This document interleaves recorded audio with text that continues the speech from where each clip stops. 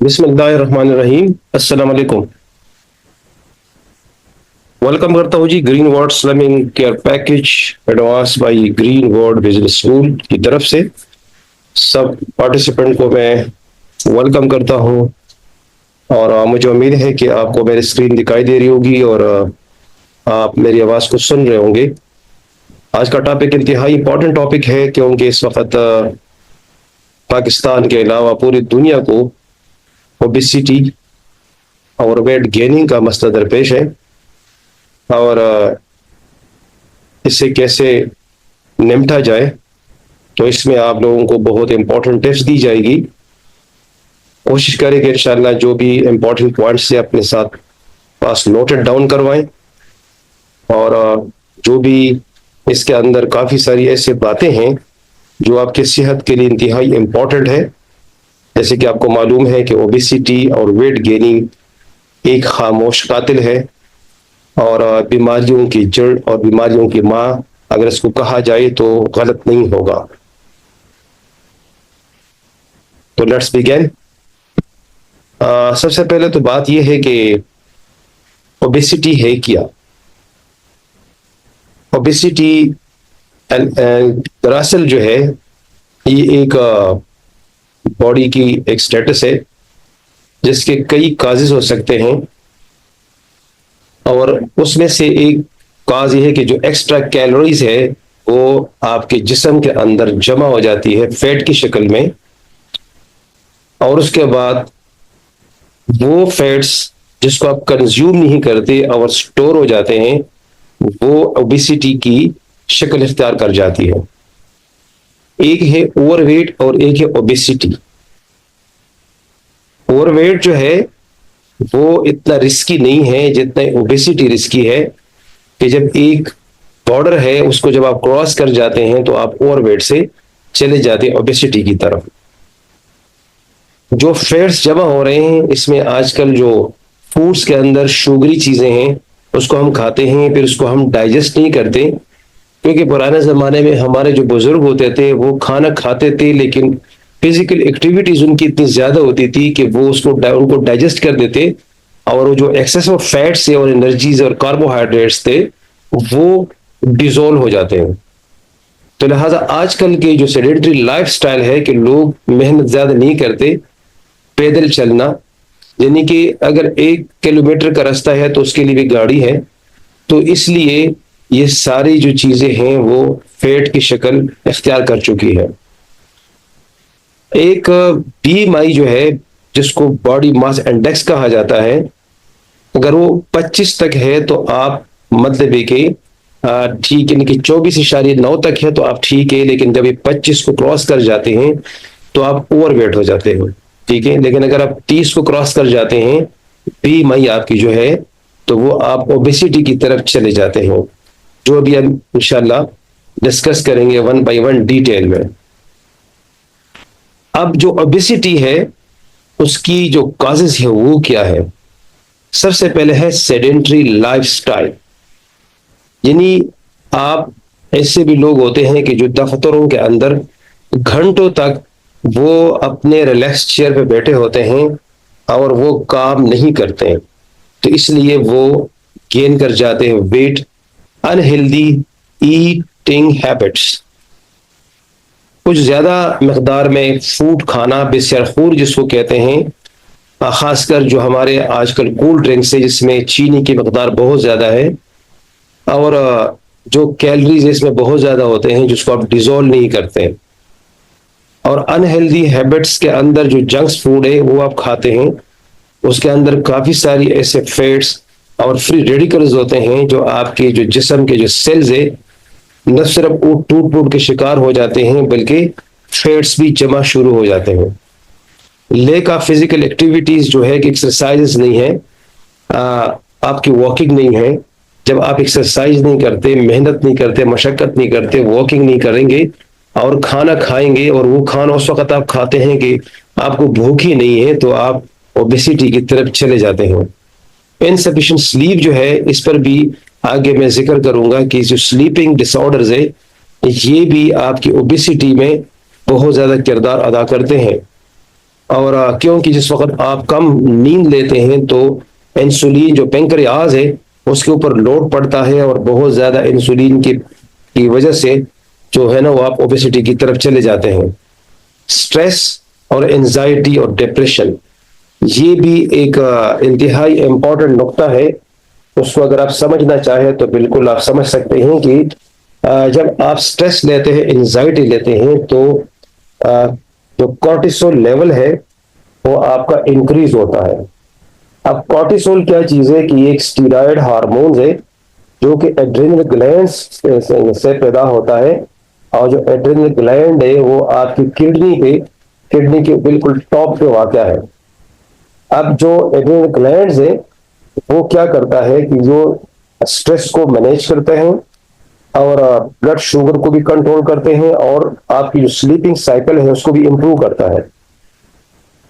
और इस तरह ये इंक्रीज क्यों होता है? ये इसलिए कॉर्टिसोल लेवल जब इंक्रीज होता है तो आपकी जो पुअर स्लीप की वजह से, यानी कि जो आपकी स्लीपिंग आवर है वो कम है, आपको एंजाइटी और डिप्रेशन है, और आपकी जो पुअर डाइट और मेडिकेशन भी इसके अंदर किरदार अदा करती है। अब इसका कॉर्टिसोल का असर ये होता है कि आपका जो वेट है वो गेन होने शुरू हो जाता है, और खासकर जो कोले हैं आपके, यानी कि जो एब्डोमिनल एरियाज है उसके इर्द गिर्द जो है ये फैट्स जमा होना शुरू हो जाते हैं। इसका जो दूसरा खमियाजा आपको भुगतना पड़ता है वो है हाई ब्लड प्रेशर और स्लीपिंग प्रॉब्लम्स। मूड स्विंग है इसके अंदर, आपकी मेमोरी और फोकसिंग ठीक नहीं होती, और इस तरीके से जो मेंस्ट्रुअल साइकिल है खवातीन के अंदर वो भी डिस्टर्ब होती है, और इसके साथ साथ स्किन के प्रॉब्लम भी शुरू हो जाते हैं। तो ये जो कॉर्टिसोल लेवल जब बढ़ता है ना, तो ये सारे मुहर्रिकात इसी के साथ रिलेटेड है। उसके साथ ही जेनेटिक प्री डिस्पोजिशन, ये क्या चीजें कि जो अगर आपके इनहेरिट, यानी कि आपके वालिदैन में ऐसे लोग थे जो कि ओबेसिटी के शिकार थे, तो आप भी उसके शिकार होंगे। ठीक है। इसके साथ सर्टन मेडिकेशंस, कुछ ऐसे भी अद्वियात हैं जिसको आप इस्तेमाल करते हैं, जिस तरीके से एंटी डिप्रेशन कैप्सूल है, स्टीरॉयड्स हैं, या वो अद्वियात जो diabetes के लिए, शुगर के लिए इस्तेमाल होते हैं, ये सीधे साधा आपको वेट गेन की तरफ लेके जाते हैं। इसके साइड इफेक्ट से ये कि खासकर जो लोग नींद आवर गोलियां लेते हैं और एंजाइटी और यानी जो माइंड कॉम यानी कि ज़हनी सुकून के लिए ट्रांकुलाइजर लेते हैं, तो खबरदार रही है कि इन लोगों की भी वेट गेन होना शुरू हो जाते हैं। एनवायरमेंटल फैक्टर्स के अंदर भी हम अगर स्टडी करेंगे तो मसला भी ये है कि लोगों के पास, लोग काफी रिच हो गए हैं ज्यादातर, और रिचनेस की वजह से लोग क्या करते हैं कि बाहर होटलों से नाकस किस्म के खाने खाते हैं जो हाईली कंटेमिनेटेड होते हैं, और इसके साथ वो एसिड्स भी होते हैं, और उनकी हाइजीनिक लेवल भी कम होता है। उसमें ज्यादातर फ्री रेडिकल्स, कोलेस्ट्रॉलिक चीजें होती है, और वो इंतहाई जो है ना गोश्तखोरी, चर्बियां, ये जो बर्गर्स वगैरह है या ये चटपटे जो चीजें होती हैं, यानी कि लोगों के पास पैसा आने की वजह से और अफोर्डेबिलिटी की वजह से वो ऐसे खानों की तरफ टूट पड़ते हैं जिसकी वजह से जो है ओबेसिटी की तरफ वो चले जाते हैं। और उसके बाद सेंट्रल मेडिकल कंडीशंस जो है वो ये है कि हाइपोथायरॉयडिज्म जो है वो, उसकी वजह से और एंडोक्राइन के डिसऑर्डर्स की वजह से भी ओबेसिटी बढ़ जाती है। अब ये हाइपोथायरॉयडिज्म क्या चीज है? ये जो थायराइड ग्लैंड्स है ये अंडर एक्टिव होते हैं, यानी कि इनकी जो एक्टिविटीज है वो कम हो जाती है, और वो यानी कि ज्यादा मकदार में थायराइड जो है वो पैदा नहीं होते, जो कि जो अमल तहलील जिसको कहते हैं, जिसको स्लो मेटाबॉलिज्म कहते हैं, उसकी तरफ बंदा चला जाता है और वेट गेन होता है। इस तरीके से तखावट, और इसके अंदर ये भी है कि जिस वक्त आपकी जो थायराइड है वो अंडर एक्टिव होते हैं, तो जो पानी की मकदार है और फ्लूइड की मकदार है वो बॉडी में जमा होना शुरू हो जाते हैं, और इस तरीके से अब ओबेसिटी की तरफ चले जाते हैं। इस तरह एंडोक्राइन जो है, ये जो ग्लैंडुलर फंक्शन है, एंडोक्राइन एक ग्लैंड है तो तमाम ग्लैंडुलर सिस्टम को कंट्रोल करता है। अब ये है कि इसके अंदर जो एड्रेनल ग्लैंड है, ठीक है, वो हाई कॉर्टिसोल को पैदा करता है। इस तरीके से एंडोक्राइन के डिसऑर्डर से पीसीओएस, जिसको पॉलीसिस्टिक ओवरी सिंड्रोम कहा जाता है, जो कि खवातीन के अंदर पाया जाता है, ये भी ओबेसिटी की तरफ आपको ले जाता है।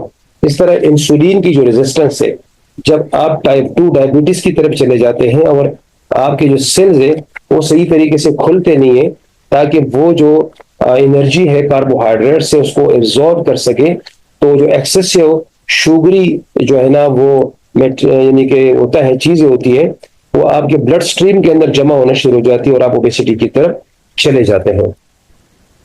इस तरह इमोशनल ईटिंग का मतलब ये है कि वो अद्वियात, जैसे मैंने बताया है कि जो एंजाइटी और डिप्रेशन के लिए आप इस्तेमाल करते हैं, can lead to overeating and weight gain. वो आप ओवर ईटिंग की तरफ लेके जाते हैं और वेट गेन की तरफ भी लेके जाते हैं। अब आते हैं इस बात पे कि obesity and overweight increasing world wide. इसका जरा थोड़ा सा जायजा लेते हैं कि पूरी दुनिया के अंदर ओबेसिटी और ओवरवेट जो है इसकी कंडीशंस क्या है। इस वक्त 37% जो है वर्ल्ड वाइड जो पॉपुलेशन है ओवरवेट है और ओबेस है।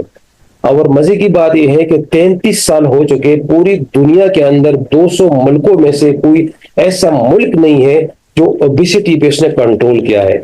अमेरिका और चाइना कितने ज्यादा के स्ट्रांग ममालिक है, यूरोपियन कंट्रीज, आज तक कोई मुल्क दावा नहीं कर सकता कि उन्होंने ओबेसिटी को कंट्रोल किया। 33 ईयर्स हो चुके हैं। 14% जो ओवर वेट है वो इस वक्त चिल्ड्रन है और एडोलसेंट्स यानी टीन एजर्स है वर्ल्ड वाइड। और 62% जो है ना दुनिया के अंदर जो है ना वो लोग यानी कि ओबेसिटी के पूरी दुनिया के अंदर percentage of the world obese living in developing countries, Pakistan भी डेवलपिंग कंट्रीज के अंदर आता है। यानी कि जितने डेवलपिंग कंट्रीज है उसमें इसकी जो ओबेसिटी की जो रेट है शरह है वो 62% है। इस तरह से 3.4 मिलियन जो है पूरी दुनिया के अंदर ओबेसिटी की वजह से डेथ वाक़ हो जाते हैं। और इस तरीके से ये जो है 27.5% बालगान में, 47.1% जो है ना बच्चों में। 1980 से ये सिलसिला चला आ रहा है। अब जो ओबेसिटी है वो क्या है, यूएसए की शुमारियात के मुताबिक 13% जो है ये दुनिया के अंदर लोग ओबेस्ट है। और ये इसका जो बायस बनते हैं कार्डियोवैस्कुलर डिजीज यानी कि जो दिल के अमराज है, अमराज दिल और ज़ियाबेतिस यानी डायबिटीज जो है और कैंसर और जॉइंट्स पेन्स ओबेसिटी की वजह से ही होते हैं। अब आते हैं कि आप ओबेस है या नहीं। तो एक फार्मूला आपके ज़ेर खिदमत है कि अगर आप चाहते हैं कि आप अपने आप को चेक कर लें तो ये बहुत आसान तरीका है कि अगर आपका जो BMI है अगर वो 18.5 से लेकर 24.9 तक है तो आप नॉर्मल है। ठीक है, अगर आपका BMI बॉडी मास इंडेक्स 18.5 से कम है तो आप अंडरवेट है। 25 से 29.5 तक ओवरवेट, 30 से 34.9 तक ओबेस, 33 से लेके 39.9 तक आप ओबेस वेरी हाई, और 40 से ज्यादा आप एक्सट्रीमली हाई है। ये तो बंदा बिल्कुल डेथ के तहाने पे चला जाता है। अब आप इसको कैसे मेजर करते हैं कि जो आपका वजन है, आपका जो वजन है वो बटे आपकी जो हाइट है स्क्वायर मीटर में, आप इनको डिवाइड करें यानी कि वजन को अपने हाइट से स्क्वायर मीटर में डिवाइड करें तो BMI निकल आएगा। इस तरीके से यूएसए का जो फार्मूला है वो मल्टीप्लाई करता है, वो वेट पाउंड्स में है और हाइट जो है इंचेस में है, स्क्वायर इंचेस में, और 703 से मल्टीप्लाई करें। लेकिन मैट्रिक सिस्टम इंतहाई आसान है कि अपने वजन को अपने हाइट के साथ आप डिवाइड करें तो आपकी जो है ना BMI निकल आएगी। अगर आप लोग मुझे सुन रहे हैं तो आप खुद भी अभी अपने कैलकुलेटर निकाल सकते हैं और BMI निकाल सकते हैं। और ये जो ग्राफ है इसका स्क्रीनशॉट भी आप ले सकते हैं। स्क्रीनशॉट से आपको फायदा ये होगा कि आप अपने आप को यानी कि असेस कर सकते हैं कि मैं ओवरवेट हूं, अंडरवेट हूं, ओबेस हूं या एक्सट्रीमली ओबेस हूं। अब आते हैं इस बात पे कि ओबेसिटी रिलेटेड डिजीज है।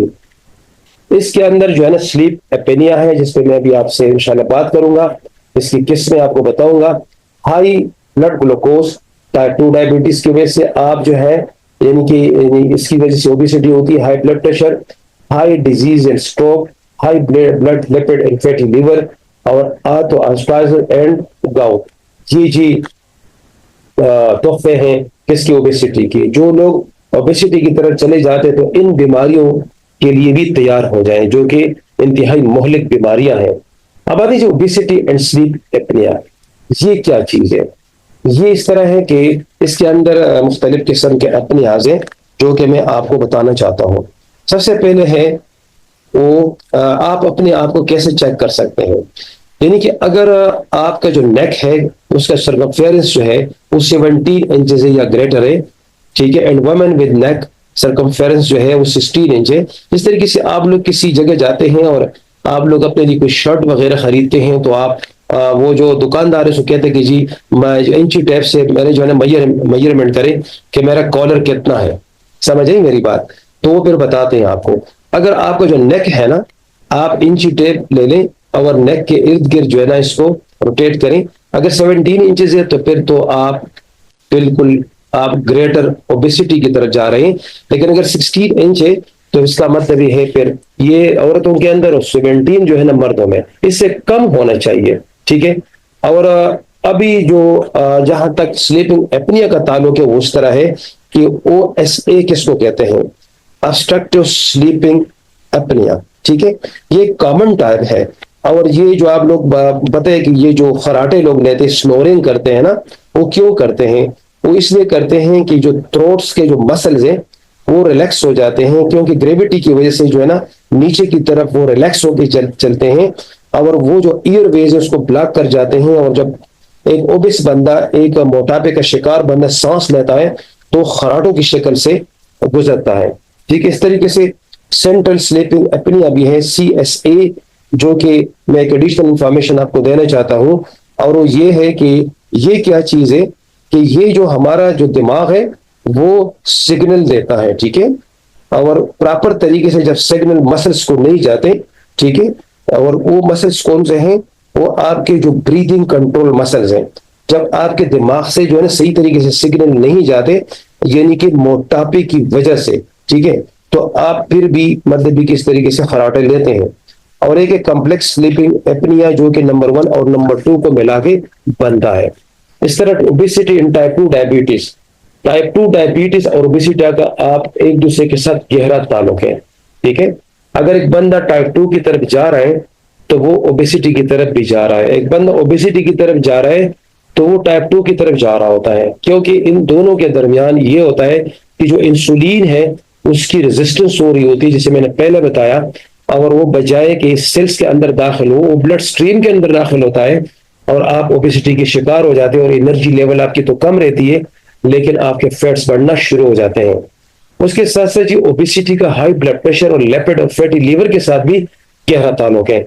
देखिए ये फूड है, ये आप जब खाते हैं तो ये आप डाइजेस्ट करते हैं स्मॉल इंटेस्टाइन से जाके, ये आपके ब्लड स्ट्रीम के अंदर ये दाखिल हो जाते हैं ये सारे फैट्स, और फिर जो एक्सेस ऑफ फैट्स है वो लीवर की तरफ चले जाते हैं। अब लीवर बेचारा क्या करता है कि जो जितना स्टोर कर सकते तो स्टोर कर लेता है, लेकिन जो स्टोर नहीं करता तो वो इस तरीके से लीवर, ये आप इसको देखिए जहां मैं कर्सर हिला रहा हूं, ये रेड जो है ना ये बिल्कुल नॉर्मल लीवर है, लेकिन ये जो व्हाइट है ये आपका फैटी लीवर है। अब लीवर कब तक जो है ना स्टोर करता जाएगा ग्लाइकोजन्स को, ग्लूकोज को, ठीक है, फैट्स को। तो अब फैट्स को क्यों स्टोर करता है कि जब भी मतलब है कि आप कहीं आपको खाना नहीं मिलता, यानी रोजे के दौरान या सफर के दौरान, तो ये जो एक्सेस ऑफ फैट्स है वो फिर जो है वो मेटाबॉलिज्म के लिए ये लीवर छोड़ता है ताकि आप वो एनर्जी हासिल हो।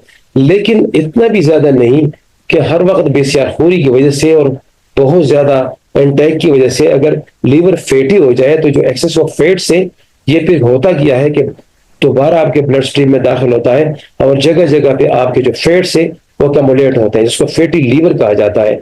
तो लिहाजा अक्सर ये देखा गया है कि जो लोग बहुत ज्यादा यानी कि वेट गेन करते हैं उनमें से एक का जो है वो फैटी लीवर का होता है, और जो फैटी लीवर होता है वो फिर आगे लीवर सिरोसिस के अंदर कन्वर्ट हो जाता है। ये आप देख रहे हैं कि scar tissues develop over the time. अब पहले लीवर नॉर्मल है, उसके बाद फैटी होता है, उसके बाद लीवर सिरोसिस की तरफ चला जाता है और उसके बाद लीवर कैंसर की तरफ लोग चले जाते हैं और फिर लीवरों को चेंज करते हैं, जो कि 2-2 करोड़ रुपए लोगों पे लगते हैं। इस तरह ओबेसिटी हार्ट डिजीज के अंदर भी एक किरदार अदा करता है। वजह यह है कि जो लोग मोटे होते हैं और ओबेसिटी होती है तो उनके हार्ट्स के ऊपर भी चर्बी आ जाती है, उनके जो वेन्स है उनके अंदर ब्लॉकेज आ जाती है, किसी का 30%, किसी का 70%, और आखिरकार सारे वेन जब ब्लॉक हो जाते हैं आर्टरीज, तो बंदा जो है हार्ट अटैक की तरफ और मौत की तरफ चला जाता है। उसके साथ साथ जो अर्थराइटिस ये और जो गाउट्स है, इसका भी इसके साथ गहरा ताल्लुक है। अब ये देखिए नॉर्मल है, अब देखिए ये भी हड्डी है, इसके ऊपर इतना बोझ है। अब इस हड्डी के ऊपर लट से 60 किलो का वजन है, और इस हड्डी के ऊपर जो है 160 किलो का वजन है। अब हड्डी तो एक जैसी है ना, अब देखिए ना स्केलेट की हड्डी तो एक जैसी जो है ये और ये, लेकिन यहाँ पे देखिए वजन देखे, अब ये हड्डी जो है ज्यादा से ज्यादा चले 90-80 तक बर्दाश्त कर लेगा, लेकिन अगर 160 वजन इसके ऊपर डाला जाए तो आप मुझे बताएं कि इसने टूटना नहीं है, क्या इसने हिलना नहीं है, क्या इसके अंदर जो है ना गैप नहीं आएगा, कि इसके अंदर जो है ना फ्रैक्चर्स नहीं होंगे। तो भाई इतना वजन क्यों इसके ऊपर डाल रहे हैं, कि अगर वजन इतना है तो काफी है ना।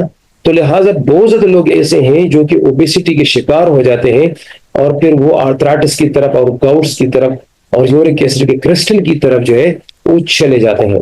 अब आते हैं इसका जो है ना हमारे पास हल क्या है। तो हमारे पास जो ग्रीन वर्ड के माशाल्लाह शाहकार इस वक्त जो प्रोडक्ट्स हैं, जिसकी जितनी तारीफ किया जाए कम है, और हमने गुज़श्ता 30 साल से दुनिया के अंदर इन प्रोडक्ट को इस्तेमाल करवाया और उनके बहुत अच्छे रिजल्ट्स लिए। इसमें सबसे पहले जो है स्लिमिंग कैप्सूल, इस पे मैं भी अलग भी गुफ्तगू करूंगा।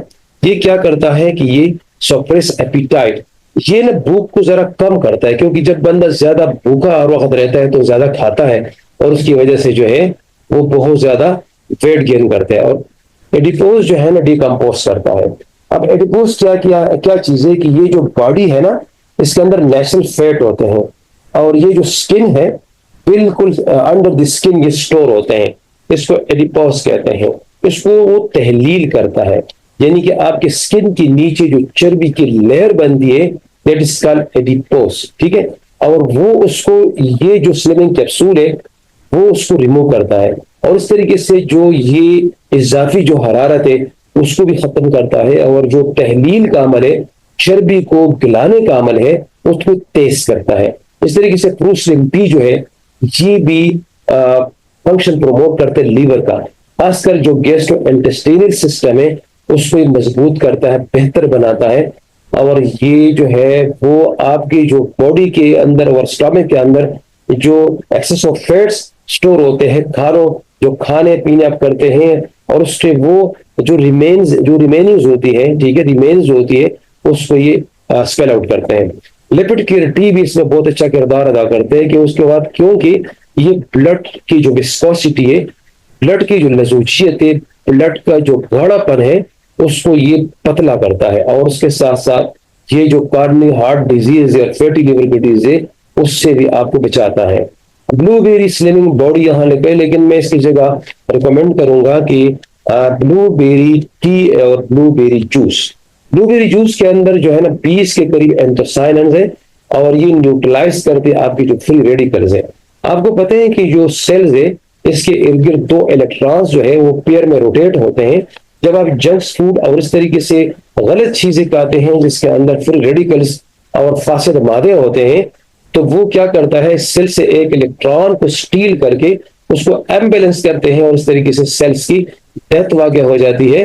तो लिहाजा आप जब ब्लूबेरी की जूस को इस्तेमाल करते हैं तो सेल्स की जो लाइफ है वो बढ़ती है और मेटाबॉलिज्म की तरफ आते हैं। इसके अलावा इसके अंदर 8 एसेंशियल अमाइनो एसिड्स भी है, जो क्या करता है कि जो सेल्स की रिन्यूअल करते हैं और सेल्स को मरने नहीं देते, और वेट को भी लॉस करते हैं, क्योंकि सेल्स के ऊपर चर्बी चढ़ती नहीं है। चेटोसान कैप्सूल ये एक मैग्नेटिक की तरह, ये फैट मैग्नेट इसको कहा जाता है, और ये हमेशा के लिए ये जो है ना with it is positive charge, ये with its positively charge molecular structure, क्योंकि ये पॉजिटिवली चार्ज होते हैं और आपके जो चर्बियां हैं वो नेगेटिव चार्जेस होते हैं, तो इसको ये रगड़ा देके उसको जो है ना तहलील कर जाता है, और ये अपने से 3 गुना ज्यादा चर्बी को पिलाने और पिघलाने की ताकत चटोसान रखता है, क्योंकि ये उस वक्त तक चिमटा रहता है चर्बी के साथ जब तक इसको ब्लड से बाहर यूरिन की शक्ल में, या मतलब है कि आपकी स्वेटिंग की शक्ल में या बाउल्स की शक्ल में इसको निकालता नहीं है। उस वक्त तक ये चटोसान जो है ये एक फैट बर्नर है, इसको अगर फैट बर्नर कहा जाए तो कम नहीं है। डीप सी भी शायद इसके अंदर चूंकि ओमेगा 3 ओमेगा 6 है, ओमेगा 9 भी, ओमेगा 3 जो है ये फैटी एसिड है, इसके अंदर DHA और इसके अंदर EPA भी शामिल है, यानी DHA डोकोसा, ठीक है।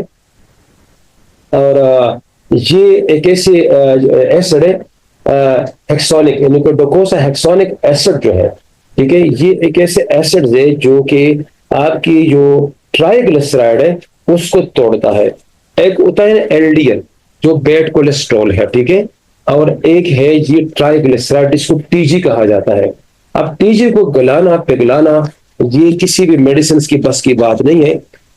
इस फिश ऑयल के अंदर ये जब EPA और DHA यानी ओमेगा 3 जो है फैटी एसिड, ये ट्राइग्लिसराइड को डिसोल्व करने की सलाहियत रखती है। इसके साथ साथ ये ब्लड के अंदर जितनी भी चर्बी है एक्सेसिव और जो इन्फ्लेमेशन हुई है उसको भी करता है, और इसकी जो प्लेट्स की जो एग्रेशन है यानी उसके जो जमाशुदा मवाद है उसको भी बाहर निकालता है। तो लिहाजा हर एक किसी को चाहिए कि आप लोग हमेशा के लिए जो 40 ईयर से ऊपर जो लोग हैं, बल्कि 35 से ऊपर है, या जो लोग बहुत ज्यादा ओबेस्ट है, तो वो रिकमेंडेड है कि वो लाजमन जो डीप सी फिश ऑयल का इस्तेमाल करें। मील सेलुलस जो है टैबलेट्स ये भी जरूरी है, क्योंकि जो ओबेस बंदा है उसको वो कभी भी अपने आप को कब्ज ना होने दे। फाइबर्स वाली चीजें जब आप लोग खाएंगे जो कि रिश्तेदार ग़िज़ाएं हैं तो आपके लिए ज्यादा जरूरी है। What produce can help slimming, प्रोस्लिमिटी, ठीक है। अब हेपरशोर जो है वो भी फैटी एसिड के लिए जरूरी है। अगर कोई बंदा ओबेस्ट है तो हेपरशोर भी उसको खानी चाहिए, क्योंकि जो एक्सेस ऑफ फैट से लीवर पे उसको डिसॉल्व कर देंगे। अब आते हैं ग्रीन वर्ड स्लिमिंग कैप्सूल। इसका थोड़ा सा जायजा लेते हैं कि ग्रीन वर्ड की जो स्लिमिंग कैप्सूल है ये एक फैट बर्नर है, तहलीली अमल को जो है ये एनहांस करता है, और इस तरीके से जो एक्स्ट्रा फैट से आपके बॉडी के अंदर उसको डिसॉल्व करता है। उसके साथ से जी ये फ्री वेट, हाँ, help us to free weight through enhancing the digestive system, यानी कि स्लिमिंग के लिए नहीं बल्कि जो आपकी जो डाइजेस्टिव सिस्टम है यानी जो स्टमक है और आपकी जो निजाम इंहिजाम है, अगर वो एतदाल से काम करे तो आपके जिस्म में कभी भी फैट जमा नहीं होंगे, ठीक है। और ये आपकी जो बाउल मूवमेंट है, ठीक है, इखराज का बड़े पेशाब का उसको भी मदद देता है कि उसको नरम करे, और ये डिकम्पोज करता है उन चर्बी को, उन फासिद मादों को भी। इसके साथ साथ जी ये नेचुरल फ्लोरल फार्मूला है, ठीक है।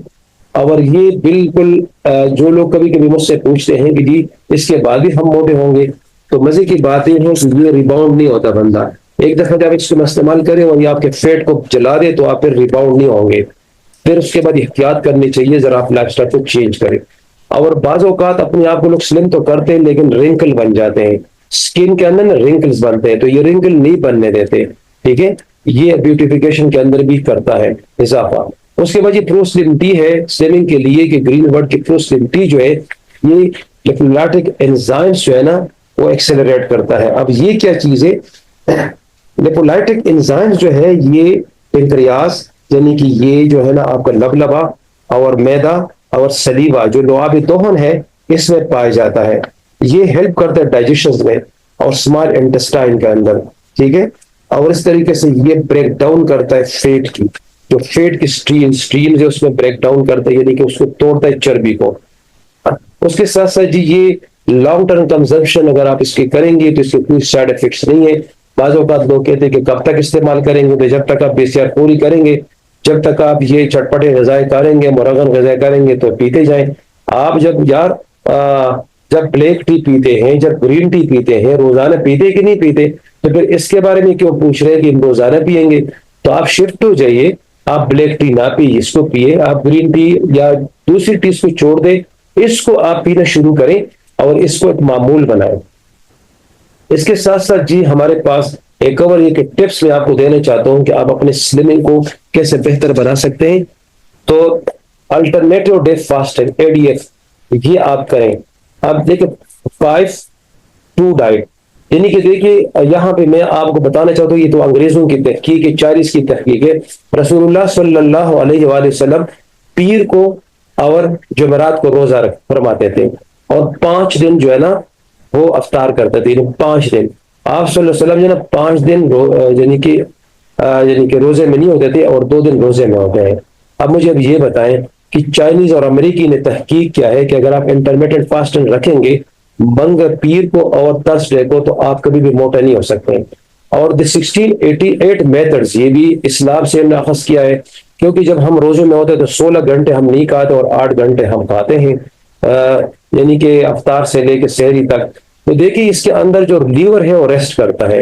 लीवर जो है वो कम से कम देखिए आपके 12 घंटे तक आपका जो सहरी में जब आप खाना खाते हैं ना, तो वो अफ्तारी तक मतलब है कि वो 4 बजे तक वो डिजोल्व हो जाते हैं। फिर उसके बाद आपका जो आपके आखिर में जो अफ्तारी तक 4 घंटे होते हैं, वो लीवर जो है वो फिर फैट छोड़ रहे होते हैं, जिसको अटोपिजी भी कहते हैं, जिसको अमली तहलील कहते हैं, अटोपिजी भी कहती है खुदखोरी, यानी कि लीवर अपनी खुदखोरी शुरू करता है।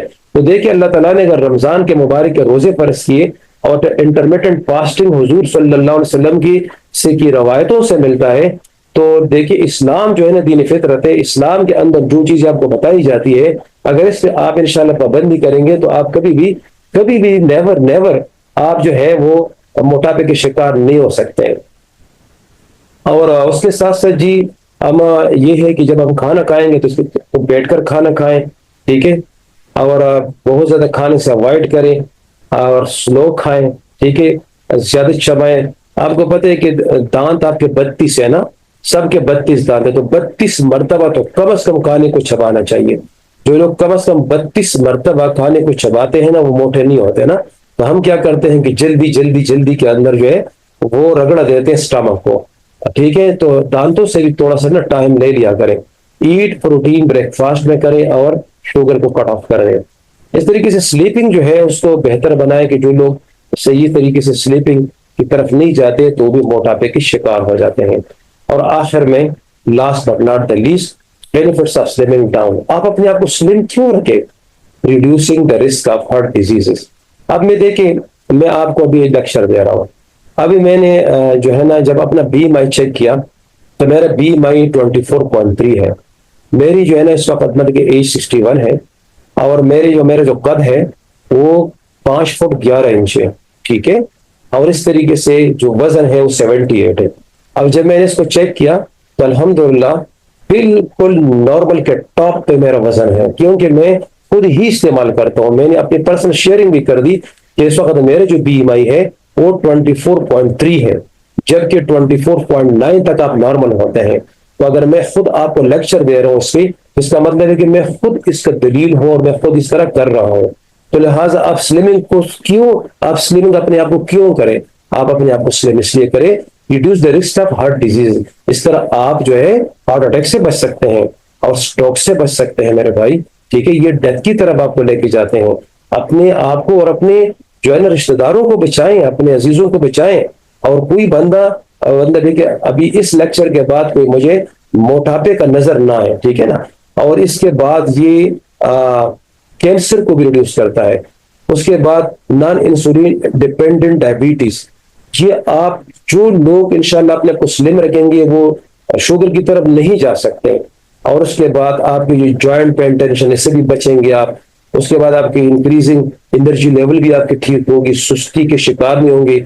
उसके बाद आपके जो इम्यून सिस्टम है, जल्दी नजला जुकाम कान से बीमारी, टाइफाइड मलेरिया आपको नहीं छुएगी इंशाल्लाह। उस तरीके से ऑस्टियोपोरोसिस की तरफ हम नहीं जाएंगे।